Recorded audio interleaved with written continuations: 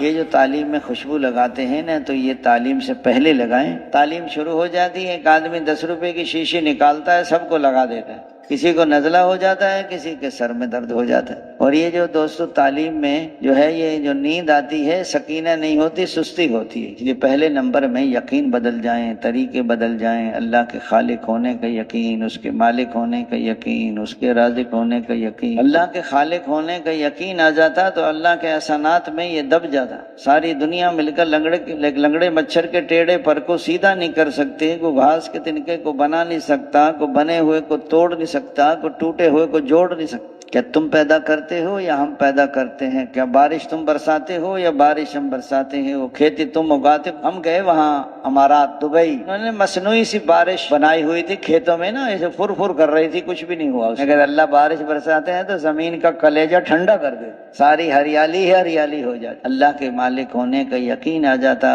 تو کبھی اپنے آنکھوں اور زبان کو غلط استعمال نہ کر۔ آنکھوں کا مالک کون ہے؟ اللہ نے آنکھیں امانت دی ہیں، اس کو دیکھو، اس کو نہ دیکھو۔ فرما بردار بیٹا بیٹی ماں باپ کو محبت کی نگاہ سے دیکھے، مقبول حج کا ثواب۔ غیر عورت کو دیکھیں تو حرام۔ کتنے لوگ زبان کی وجہ سے الٹے منہ کھینچ کے جہنم میں پھر کسی نے عرض کیا یا رسول اللہ کس سے بچوں؟ فرمایا اپنی زبان سے بچو۔ حضرت ابو بکر اپنی زبان کو کھینچ رہے ہیں، حضرت عمر نے عرض کیا امیر المومنین کیا کر رہے ہیں؟ اے عمر، اس زبان نے مجھے کئی دفعہ ہلاکت تک پہنچایا۔ 4 حدیثیں ہیں، 4000 حدیثوں کا خلاصہ۔ پہلی حدیث عملوں کا دار و مدار نیتوں پر ہے۔ دوسری حدیث پاک جو اپنے لیے پسند کرو اپنے بھائی کے لیے پسند کرو۔ تیسری حدیث پاک چھوڑ دے اس چیز کو جو شبہ میں ڈالے۔ چوتھی حدیث پاک ترک ما لا یعنی کے لا یعنی سے پرہیز کرو۔ حضور فرمایا ابو ہریرہ کون ہے یہ جو 5 باتیں مجھ سے سیکھے اوروں کو سکھائے عمل کرے؟ اے ابو ہریرہ حرام سے بچ جاؤ، سب سے بڑے عبادت گزار بن جاؤ گے۔ دیکھو کھانے میں بھی حرام ہے، غیر عورت کو دیکھنا بھی حرام ہے، غیبت کرنا بھی حرام ہے، کوئی ایک ہی حرام نہیں ہے۔ حرام سے بچ جاؤ، سب سے بڑے عبادت گزار۔ فرمایا جو کچھ اللہ نے تم کو دیا ہے اس پہ راضی رہو، سب سے بڑے غنی بن جاؤ۔ تیسرا فرمایا اپنے پڑوسی کے ساتھ اچھا سلوک کرو، کامل مومن بن جاؤ۔